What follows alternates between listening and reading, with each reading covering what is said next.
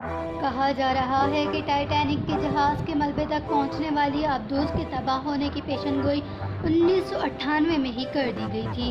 یہ پیشن گوئی مشہور کارٹون دی سمپسن میں کی گئی، جو اکثر سازش نظریات کی زد میں رہتے ہیں۔ ان کارٹونز کے بارے میں کہا جاتا ہے کہ یہ کئی سال پہلے ہی اہم واقعات کو ہو بہو دکھا دیتے ہیں۔ ٹائٹن آبدوز سے متعلق جو کہ اس خبروں میں ہے، وہ اسی رائٹر نے لکھی تھی جو اوشین گیٹ کمپنی کے ساتھ 4 سفر کر چکا ہے۔ اس پروڈیوسر کا کہنا ہے کہ سفر پر جانے سے پہلے ہی مسافروں سے خصوصی معاہدے پر دستخط کروائے جاتے ہیں۔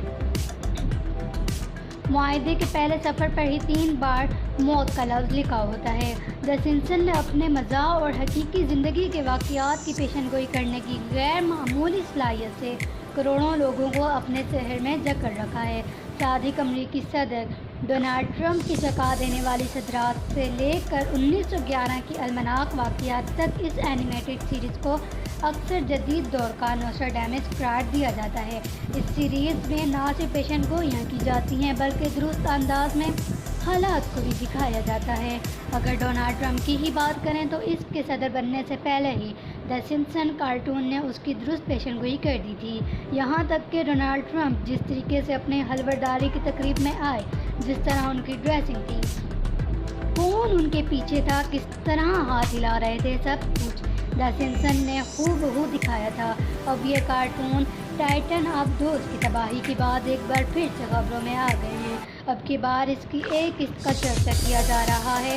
یہ قسط چونک کے رائٹر، ایگزیکٹو اور پروڈیوسر نے لکھی تھی۔ یہ اوشین گیٹ کے ساتھ 4 مرتبہ سفر کر چکے ہیں۔ ایک سفر انہوں نے ٹائٹینک کے ملبے کا بھی کیا۔ دی سمپسن کارٹون کے پروڈیوسر کے مطابق اس خطرناک سفر میں موت ہمیشہ آپ کے سفر میں لاتی رہتی ہے۔ جس ایپیسوڈ کی ہم بات کر رہے ہیں، اس ایپیسوڈ میں مرکزی کردار ہومر سمپسن کے طویل عرصے سے کھوئے ہوئے والد مل جاتے ہیں۔ سمپسن کارٹون کے دوسرے مین کریکٹر سمندر سے خزانہ ڈھونڈنے کے ماہر ہوتے ہیں۔ وہ سمندر کی تہہ میں خزانہ ڈھونڈنے کے لیے لوگوں کے قائل کرتے ہیں۔ اس کے لیے وہ ایک پرجوش تقریب کرتے ہیں۔ اس کے بعد باپ بیٹے کی جوڑی آبدوزوں کے ذریعے سمندر کی تہہ میں چلے جاتے ہیں۔ اس دوران انہیں سمندر میں ٹوٹا ہوا جہاز نظر آتا ہے۔ یہ بالکل ٹائٹینک جیسا نظر آتا ہے، کیونکہ ٹائٹینک بھی بیچ سے ٹوٹ کر ڈوبا تھا۔ باپ بیٹے کی جوڑی کو خزانے سے بھرا ہوا صندوق نظر آتا ہے۔ ان میں سے باپ اپنی آبدوز کے ذریعے وہ صندوق کا خزانہ اٹھاتا ہے اور اچانک لاپتہ ہو جاتا ہے۔ اسی دوران بیٹا باپ کو ڈھونڈنے لگتا ہے، لیکن اسے کامیابی نہیں ہوتی۔ اسے اچانک ایک روشنی نظر آتی ہے۔ وہ سمجھتا ہے کہ یہ اس کے باپ کی آبدوز ہے، جو اس روشنی کی طرف بڑھتا ہے۔ قریب جانے پر پتہ لگتا ہے کہ یہ دوسری آبدوز نہیں بلکہ ایک روشن مچھلی ہے، جو اس کا پیچھا کرتے ہوئے ایک چٹان میں پھنس جاتا ہے۔ ہومر اس سے نکلنے کی کوشش کرتا ہے لیکن ناکام ہو جاتا ہے۔ اسی دوران آبدوز کے اندر کا منظر دکھایا جاتا ہے۔ اس میں آکسیجن کم ہونے کا سگنل آ رہا ہوتا ہے۔ یہ دیکھ کر ہومر سمجھ کے ہوش اڑ جاتے ہیں۔ پھر اچانک آکسیجن کی سطح بڑھا دی جاتی ہے، جس میں کچھ صاف دکھائی پڑتا ہے۔ اتنی ہی دیر آکسیجن کی سطح انتہائی حد تک گر جاتی ہے اور پھر یہ بالکل ختم ہو جاتی ہے۔ اسی دوران وہ کومے میں چلا جاتا ہے۔ کئی دن بعد اس کی آنکھ ہاسپٹل میں کھلتی ہے۔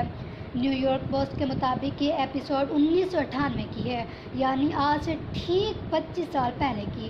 اس ایپیسوڈ کا نام سمپسن ٹائڈ ہے۔ شو کے رائٹر اور پروڈیوسر کا کہنا ہے کہ وہ تو اس قسط کو بھول چکے تھے۔ انہوں نے اس قسط میں کوئی پیشن گوئی نہیں کی، بلکہ ایک فلم سے متاثر ہو کر مختلف رائٹر سے کہانی لکھوائی تھی۔ انہی دنوں میں امریکن ایکٹر کی فلم آئی تھی، جس سے متاثر ہو کر یہ قسط لکھی گئی تھی۔ اگر اس قسط میں آپ دیکھیں تو یہ مشن ٹائٹن آبدوز کو ڈھونڈنے کا نہیں، خزانے کو ڈھونڈنے کا مشن ہے۔ اگرچہ شو کے کرتا دھرتا اس کی وضاحت کر چکے ہیں، لیکن اس کے باوجود لوگ اس بات کو تسلیم کرنے کو تیار ہی نہیں۔ بہت سے لوگ اس بات پر یقین رکھتے ہیں کہ دی سمپسن میں مستقبل کی پیشن گوئیاں کرنے کی صلاحیت موجود ہے۔ بعض لوگ تو یہ بھی کہتے ہیں کہ دی سمپسن کارٹون بنانے والے ٹائم ٹریول ہیں، جو مستقبل میں جا کر واقعات کو دیکھ کر آتے ہیں اور پھر انہیں کہانی کی شکل میں پیش کرتے ہیں۔ ناقدین کا کہنا ہے کہ دی سمپسن 34 سالوں میں 34 سیزن آ چکے ہیں۔ قسطوں کا ایک وسیع لائبریری ہے، جس کی وجہ سے بعض واقعات میں ماثلیت پیدا ہو جاتی ہے، لیکن اس کا ہرگز مطلب یہ نہیں کہ یہ مستقبل کی پیشن گوئیاں ہیں۔ اب دا سمپسن کارٹون کس حد تک درست ہے یا ٹائم ٹریول ہے یا کوئی ایلینز ہے، اس کا فیصلہ آپ نے کرنا ہے۔